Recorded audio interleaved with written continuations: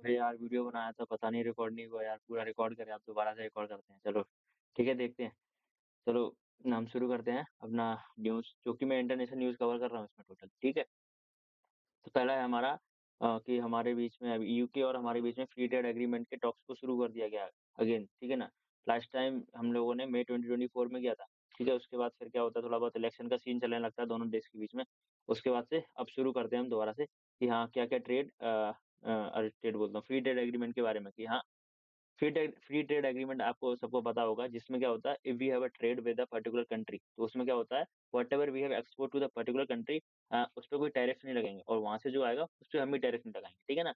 तो trade trade अच्छी improve हो जाती है दोनों देश के बीच में। ठीक है ना। और फैक्चुअल इन्फॉर्मेशन कि हाँ जो हमारा यूके है is the 16th largest trading partner. ठीक है ना, जो कि इंडिया का है 16 लार्जेस्ट ट्रेडिंग पार्टनर है। और एक चीज है इन लोगों की जो कि यूरोपियन यूनियन ने भी साइन कर रखा है, that is carbon border adjustment mechanism. ठीक है ना।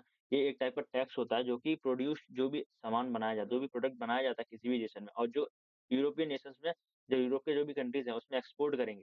ठीक है ना, तो इसको बनाने में जितना भी एमिशन एमिशन हुआ होगा ना, जितने भी गैसेस निकले होंगे, ठीक है ना, जो कि हमारे ऑटोमेटिक हमको पता है ना कितना ऑब्वियस है कि हाँ अगर एमिशंस होंगे तो हमारे एनवायरनमेंट को हार्म किया होगा, तो उसके हिसाब से वो लोग क्या करते हैं, टैक्सेस वगैरह लगाते हैं।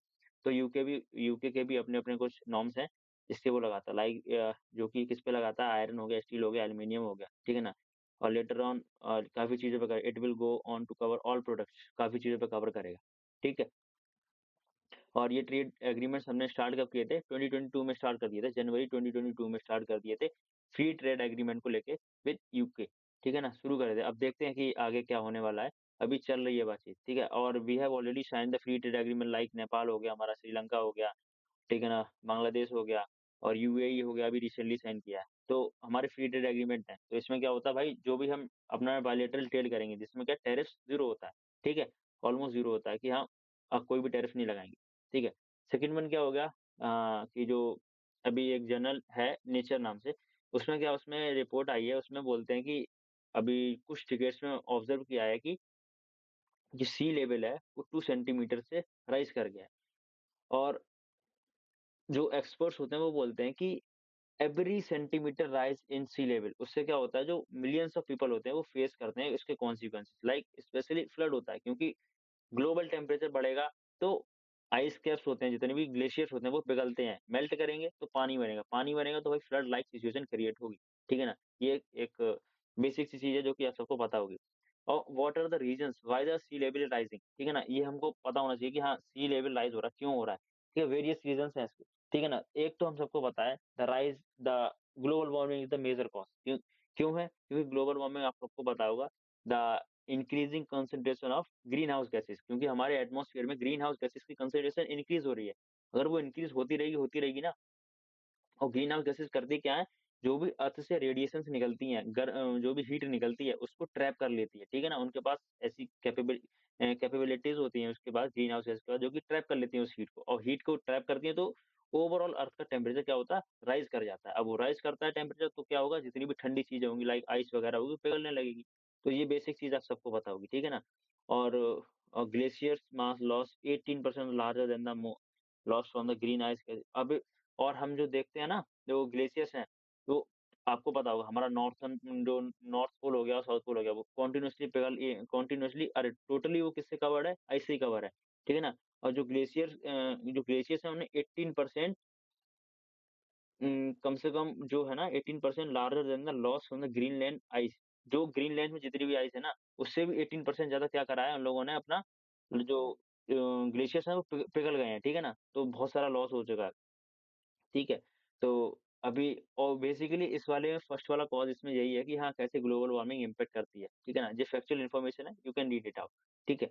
जो कि आप अपने जीडी वगैरह में यूज़ कर सकते हैं। ठीक है? Second one, the thermal expansion. Thermal expansion जैसे समझ सकते हैं, लाइक हम क्या करते हैं, छोटे से किसी कंटेनर में पानी रख दें फ्रिज के अंदर, तो वो क्या है, जम जाता है। तो उसके क्या है, पानी कम एरिया में रखा हुआ है ना, तो वो कॉन्ट्रैक्ट फॉर्म में ऐसे ही जम जाएगा। ठीक है ना? उसके बाद क्या करते हैं, अगर हम पानी को पिघला देते हैं, मेल्ट कर देते हैं, उसको कंटेनर चेंज करते हैं, तो क्या एक्सपेंड करता है। ठीक है ना? तो एज़ द टेम्परेचर राइजेस, तो एक्सपेंशन होता रहता है वाटर का। तो due to the expansion of sea water, ये क्या करता है, सी लेवल को इंक्रीज़ करता है। ठीक है ना? एक ये रीज़न भी है। ठीक है? अब आपको पता है कि due to the rise in sea level के राइज होने से क्या होता है, मेजर प्रॉब्लम जो कि ह्यूमन और कौन, हमारा नेचर, ये लोग फेस करते हैं। हम कैसे फेस करते हैं आपको पता है, फ्लड वगैरह आ जाता है, ठीक है, फॉरेस्ट फायर वगैरह लगते हैं। फॉरेस्ट फायर से तो कोई लेना देना नहीं, सॉरी, यहाँ पे, क्योंकि ग्लोबल वार्मिंग से इम्पैक्ट होता है फॉरेस्ट फायर भी। पर यहाँ पे हम पर्टिकुलरली बात कर रहे हैं कि कैसे करके सी लेवल राइज हो रहा है, तो इसमें फ्लड एक मेजर कॉज है, ठीक। और जो हमारा स्टॉर्म वगैरह आते हैं ना, उससे क्या होता है, हमारे जो नेचुरल चीजें हैं, लाइक कोरल्स हो गए, ठीक है ना, हमारे मैंग्रोव्स हो गए, वो सब भी इम्पैक्ट करते हैं नेगेटिवली। देखो कुछ इंपॉर्टेंट चीजें हैं। One of the fact I would like to share कि हाँ, आप जैसे कि 1990 मतलब 1990 से 2016 तक की अगर हम एक पर्टिकुलर फैक्ट को देखें, तो उसमें रिपोर्ट आती है एनसीसीआर की कि नई अप्रोक्सीमेटली 100 स्क्वायर किलोमीटर जो लैंड है, जो कि अपना वेस्ट बंगाल ने क्या कर दिया है, लॉस कर दिया है, just because of increase in the sea level.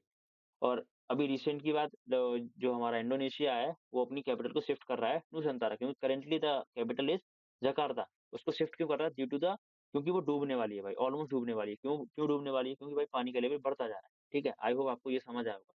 Next one, जो चाइनीज फंडिंग है कहाँ पे, पाकिस्तान में, जो कि अंडर द बीआरआई, बीआरआई का पार्ट आपको पता है कि Pakistan is the part of BRI, belt and road initiative. तो ठीक है, और जो इंफ्रास्ट्रक्चर प्रोजेक्ट है चाइना का पाकिस्तान में, that is CPEC, China Pakistan economic corridor. इससे क्या बहुत सारा इन्वेस्टमेंट करता है, ठीक है ना। और China want to provide a connectivity from the Xinjiang province, जो इसका साउथ वेस्टर्न पार्ट है, ठीक है, उसे प्रोवाइड करना चाहता है क्या, अरेबियन सी तक। और अरेबियन सी तक उसका अगर कनेक्टिविटी मिल जाएगा, तो उसका मिडल ईस्ट हो गया, यूरोप हो गया, इजीली वो एक्सेस कर सकता है, ठीक है। तो क्या है कि जो नो पैसेंजर नो प्लेन क्यों लिखा है भाई, ये एयरपोर्ट है ग्वादर इंटरनेशनल एयरपोर्ट, रिसेंटली बनाया है चाइना ने, जो कि 240 मिलियन डॉलर्स का है, ठीक है ना। तो क्या होता है कि इसमें भाई मतलब इसका लॉस है एक तरीके से, क्योंकि ये बनाया गया है, तो ऑब्वियस सी बात है कि हाँ, इस पे अगर ये एयरपोर्ट बनाया गया, तो एम्प्लॉयमेंट होता है ना, एम्प्लॉयमेंट अपॉर्चुनिटीज भी इंक्रीज होनी चाहिए थी।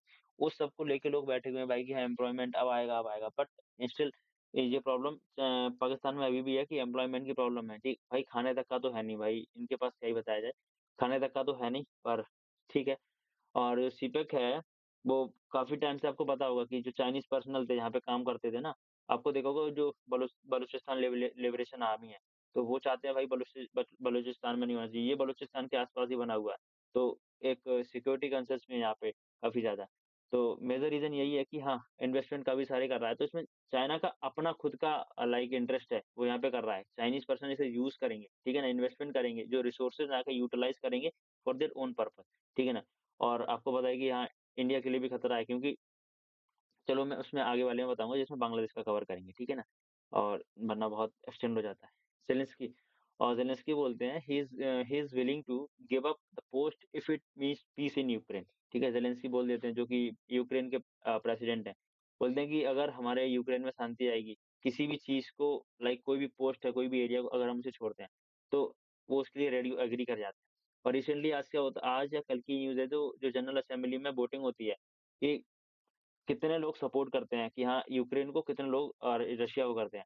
जो कि रशिया यूक्रेन वॉर को लेके, क्योंकि अभी इसकी आई थिंक 3 साल हो चुके हैं, ठीक है ना? 3rd एनिवर्सरी थी किसकी, यूक्रेन रशिया जो लाइक कॉन्फ्लिक्ट चल रहा है। तो क्या होता है कि इसमें 93 नेशंस होते हैं, जो कि किसकी, यूक्रेन की तरफ होते हैं, ठीक है ना? और यूरोपियन नेशन सारे के सारे इसी की तरफ होते हैं, जितने भी यूरोप के कंट्रीज़ हैं। और जो हमारा यूएसए है, वो भाई रशिया की तरफ चला जाता है कि नहीं भाई, हमको लाइक सीज़ फायर करना चाहिए, जो क्योंकि भाई जो भी बाकी जो भी इनके क्लैशेस है ना, उसको खत्म करना चाहिए जल्दी से जल्दी, वो उस तरफ चले गए हैं। तो लेट्स सी कि हाँ, आगे क्या होता है। अभी तो बस लाइक वोटिंग वगैरह हुई है, और आई होप कि जैसे कि गाज़ा का सीज़ फायर हुआ था ना, जैसे कि जो भी लड़ाइयाँ हो रही थी उधर, वो उधर रोक दी गई हैं। तो आई होप कि हाँ, इधर भी कुछ ना कुछ होता है, क्योंकि भाई डिप्लोमैटिक टॉक्स जब तक हम बातचीत नहीं करेंगे, सॉल्यूशन नहीं निकलेगा। अदरवाइज़ ऐसे ही करके डिस्ट्रैक्शंस होते रहेंगे, और आपको पता है कितना डिस्ट्रैक्शन हुआ है। और यूएस और हमारे जो डोनाल्ड डोनाल्ड ट्रम्प, जो कि यूएस के अभी रिसेंटली अपॉइंटेड प्रेसिडेंट हैं, क्या होता है कि वहाँ पे वो बोलते हैं कि यूएस ने काफ़ी सारी एड दी है। आपको भी पता है कि यूएस ने काफ़ी सारे मिसाइल्स, आर्म्स, वेपन्स, मिलिट्री, जबकि मिलिट्री ट्रेनिंग भी प्रोवाइड करी है। तो we are all aware about it कि हाँ, ऐसा-ऐसा हुआ है। बट अभी recently Donald Trump was demanded कि हाँ, हमने जितना भी एड दिया है, I want that aid back. जो भी हमने दिया है उसे हमें वापस चाहिए। वो किस फॉर्म में हो, चाहे उसमें बोलता है कि जो भी क्रिटिकल मिनरल्स हैं, किसके, यूक्रेन के, वो उसको जिसका कुछ परसेंटेज यूएसए को दिया जाए, ठीक है ना? तो अलग-अलग तरीके से वो डिमांड रख रहे हैं। बट ज़ेलेंस्की भाई कहते हैं भाई हमने कोई डॉक्यूमेंट तो साइन किया नहीं, कि हाँ, हम इतनी ट्रेड दे रहे हैं एड दे रहे हैं, हमें इतनी वापस चाहिए, कुछ नहीं हुआ था। वो तो सिर्फ़ आपने मदद करी थी हमारी, तो उससे वो फंडिंग थी, जो कि उसको लेके मतलब वो डिसएग्री कर जाते हैं कि भाई ऐसा कुछ नहीं होने वाला है, ठीक है? आई होप आपको समझ आया होगा कि हाँ, अभी क्या-क्या हुआ है रिसेंटली। ठीक है, नेक्स्ट वन जो रिसेंटली अभी देखते हो भाई पाकिस्तान, बांग्लादेश, भाई दोनों देशों के बीच में पॉलिटिकल इंस्टेबिलिटी बहुत ज़्यादा है। इंटरनली बहुत ज़्यादा प्रॉब्लम्स हैं। Still they are having a trade with each other, ठीक है? 1971 के बाद क्योंकि 1971 में Bangladesh became the new country क्योंकि जो पहले क्या था ईस्ट पाकिस्तान था, यहाँ पे पाकिस्तान का एडमिनिस्ट्रेशन चलता था। बट लेटर ऑन 1971 में Bangladesh emerges as independent and ठीक है ना? तो क्या होता है उस समय के बाद कि जब 1971 में इंडिपेंडेंस मिल जाती है, रिलेशंस नहीं होते इतने अच्छे, ठीक है ना? फिर क्या होता है कि हाँ, अभी इन लोगों ने बातचीत चलाई कि हम ट्रेड करेंगे आपस में, ठीक है? और ट्रेड शुरू करेंगे तो शुरू किससे करें? लाइक पाकिस्तान विल एक्सपोर्ट ट्वें 25,000 like tons of sorry rice या 25,000 टन राइस करेगा, ठीक है ना? वो 2 फेजेज़ में कर रहे हैं, ठीक है ना? 2 फेजेज़ में कर रहे हैं। पहले फेज़ में 25,000 भेजेगा टन भेजेगा राइस और सेकंड सेकंड में भी सेम भेजेगा, ठीक है? टोटली कितना 50,000 टन्स की वो क्या कर रहे हैं, एक्सपोर्ट करेंगे राइस का। कौन? पाकिस्तान टू बांग्लादेश। अभी यही बातचीत हुई है, ठीक है ना? तो यही सब मैंने बताया आपको, ठीक है ना? 1970 में यही ईस्ट पाकिस्तान था, वो सब बनता है, ठीक है? पोर्ट कासिम एक पोर्ट है वहाँ का पाकिस्तान का, वहाँ से एक्सपोर्ट किया जाएगा, ठीक? और 2 फेज़ में होगा, ये भी मैंने आपको बताया, ठीक है? आई होप समझ आया होगा। और मिस्क्रिएंट अटैक एक कॉक्स बाज़ार वहाँ पे सिटी है, ठीक है ना? वहाँ का एरिया है बांग्लादेश में। वहाँ पे क्या होता है कि वहाँ पे एक इंटरोगेशन के लिए एक नॉर्मल इंसान को लेके जाते हैं, एयरफोर्स वाले लेके जाते हैं बेस के अंदर, कुछ बातचीत करने के लिए, कुछ सवाल-जवाब कर रहे होंगे। तो भाई लेके जाते हैं, उसको लेके क्या होता है ये जो सिविलियंस होते हैं भड़क जाते हैं, वो भाई अटैक कर देते हैं। जो भी एयरफोर्स पर्सनल्स होते हैं, ऑफिसर्स होते हैं, काफ़ी लोग इंजर्ड हो जाते हैं। तो ये एक प्रॉब्लम आई है कि हाँ, बांग्लादेश की सिचुएशन इस समय बहुत ज़्यादा खराब हो चुकी है, ठीक है ना? इंटरिम गवर्नमेंट पता नहीं कैसा क्या कर रही है। इवन आज मैंने न्यूज़पेपर पढ़ा, तो उसमें बोलते हैं जो जो स्टूडेंट की पार्टी जो स्टूडेंट थे ना, जो शेख हसीना को उन लोगों ने हटाया था, ठीक है ना? जिन लोगों ने प्रोटेस्ट किया था उसके खिलाफ, ठीक है? वो अब क्या कर रहे हैं, वो स्टूडेंट साथ में मिलके क्या कर रहे हैं, अब नई पार्टी बनाने जा रहे हैं। ठीक है? तो अब पता नहीं क्या ही क्या होने वाला है बांग्लादेश में, लेट्स सी आगे क्या होता है क्योंकि हमारे लिए बहुत ज़्यादा इम्पोर्टेंट है बांग्लादेश भी क्योंकि अगर बांग्लादेश हो गया और ये पाकिस्तान अगर रिलेशंस इम्प्रूव कर रहे हैं, तो क्योंकि हमारा इंडिया है ना ये, ठीक है? इसको क्या है, इधर से पाकिस्तान से भी नुकसान है, ठीक है? इधर चाइना से भी नुकसान है, अब इधर ये बांग्लादेश है हमारा, ठीक है? यहाँ से भी नुकसान तो देख रहे हो हम हमारे लिए प्रॉब्लम हो जाएगी, हमारे लिए सिक्योरिटी कंसर्न बहुत ज़्यादा बढ़ जाएँगे क्योंकि हमारी सिक्योरिटी इंटीग्रिटी को भी लाइक हार्म पहुँचेगा फिर, ठीक है? तो आई होप कि हाँ, जल्दी से रिलेशंस इम्प्रूव हो जाएँ। और आप लोग कमेंट करके बताओ कि what can be the step can be taken to improve the relation with Bangladesh? कैसे करके क्या हो सकता है, ठीक है ना? आप लोग बताओ कमेंट करके, ठीक है? आई होप ये न्यूज़ भी समझ आई होगी कि हाँ लाइक जो एयर फोर्स बेस था उस पे अटैक कर दिया गया मिसक्रेंट्स ने जो भी लोकल्स थे वहाँ के। बस यही छोटे से रीज़न की भी वजह से। नेक्स्ट वन जो कतर के जो हमारे शेख हैं, तमीम बिन हमाद अल थानी। भाई इतना बड़ा नाम याद कर लो, तुम्हारा इंटरव्यू ऑफिसर ही खुश हो जाएगा कि भाई इतना बड़ा नाम याद कर लिया। ठीक है ना? चलो, तो इसमें क्या हुआ कि हाँ, जब कतर के जो शेख है वो हमारे इंडिया में आते हैं, तो मोदी जी उसको लाइक रिसीव करने जाते हैं एयरपोर्ट पे, ठीक है? तो ये कंट्रोवर्सी में आ गया था कि हाँ, इंडिया की पीएम मोदी ने रूल तोड़ा है। क्यों तोड़ा है कि भाई कोई भी हाई ऑफिशियल बॉडी आएगी किसी भी नेशन की, तो उसको हमारे प्राइम मिनिस्टर रिसीव करने नहीं जाएँगे। कोई क्या जाएगी, कोई कैबिनेट का मिनिस्टर वगैरह कोई चला जाएगा, उनको रिसीव करने, ठीक है ना? तो ये सब था। बट मोदी जी करके भाई उनका अपना डिप्लोमेसी है भाई, इंडिया का अपना चलता है, ठीक है?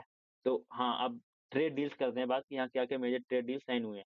फर्स्ट वन जो हमारा कतर है, उसने बोला है कि Qatar will invest $10 billion for the next 5 year in India. अगले 5 साल के अंदर-अंदर 5 साल तक क्या करेगा, $10 बिलियन का इन्वेस्टमेंट करेगा इन वेरियस स्पेस अलग-अलग एरिया में करेगा, ठीक है?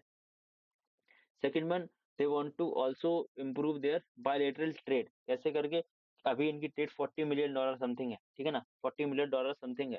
They want to reaches up to 30 billion US dollar अगले 5 सालों में ये 30 बिलियन तक डॉलर तक पहुंचना चाहते हैं जैसे डोनाल्ड ट्रम्प ने बोला ना 2030 तक हमें इंडिया के साथ ट्रेड करनी है 500 बिलियन डॉलर की अभी आई थिंक 121 122 बिलियन डॉलर के समथिंग कुछ है वो 500 बिलियन डॉलर पहुंचानी है ठीक है वो अभी इंडिया के हमारे प्रेसिडेंट गए थे ना अरे सॉरी प्राइम मिनिस्टर गए थे यूएसए तब हुई थी तो अब जो कतर के जो शेख आए हैं वो बोलते हैं कि हम 40 मिलियन डॉलर का जो ट्रेड अभी चल रहा है दोनों नेशन के बीच में we will make it up to 30 billion US dollar के आसपास पहुंचा देंगे, ठीक है? अगले 5 सालों में, ठीक है ना? ये और जो हमारा कतर है बिकम द 5th जीसीसी जो गल्फ कोऑपरेशन काउंसिल है ना, इसका वो मेंबर है, ठीक है?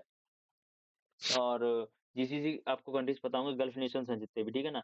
लाइक जो ईरान वाला पार्ट आता है ना, और नीचे जहाँ पे यूएई, सऊदी वाला पार्ट है, इसके बीच में जो गल्फ पड़ता है, ठीक है ना? गल्फ ऑफ एडन बोलते हैं आई थिंक इसको, ठीक है? कन्फर्म कर लेना। तो गल्फ ऑफ एडन बोलते हैं इसको।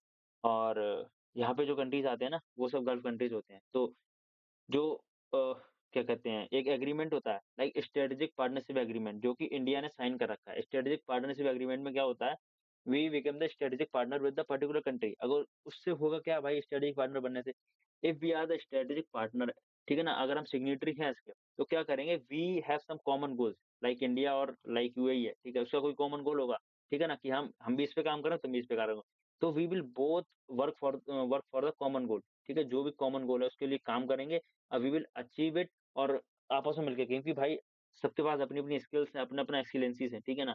हर कंट्री के पास। तो वो सब साथ में मिलके काम करेंगे ना, तो अच्छा रिज़ल्ट मिलेगा, हो सकता है जल्दी मिल जाए, ठीक है ना? और हो सकता है लाइक किसी के पास पैसे की कमी है या फिर लाइक फंडिंग्स की ज़रूरत पड़ती है, तो फंडिंग्स में भी हेल्प मिलती है। तो स्ट्रेटेजिक पार्टनरशिप होने से काफ़ी सारे फ़ायदे मिलते हैं। तो these are the certain point that I have covered, I hope आप सबको समझ आया हो, ठीक है? और वो पिछला वीडियो तो भाई गड़बड़ हो गया, इसमें देखते हैं आई थिंक ये वाला सही हुआ होगा। और बाकी कमेंट करके बताना, कोई अपना व्यूज़ बताना, लाइक रशिया यूक्रेन वाला जो अभी है, कि आपके अकॉर्डिंग क्या हो सकता है आगे चल के, ठीक है ना? और अपना हमारा टेलीग्राम चैनल चैनल जॉइन कर सकते हैं आप, जहाँ पे मैं रिसेंट लाइक एसएसबी की अपडेट्स वगैरह देते रहता हूँ, ठीक है? Whatever the recently asked the topics जो भी आ रहे हैं रिसेंटली, ठीक है? वो सब मैं अपने ग्रुप में डाल देता हूँ, उसका लिंक मैं डिस्क्रिप्शन बॉक्स में दे दूँगा, ठीक है? बाकी अगले वीडियो में मिलते हैं। Okay, bye bye, thank you.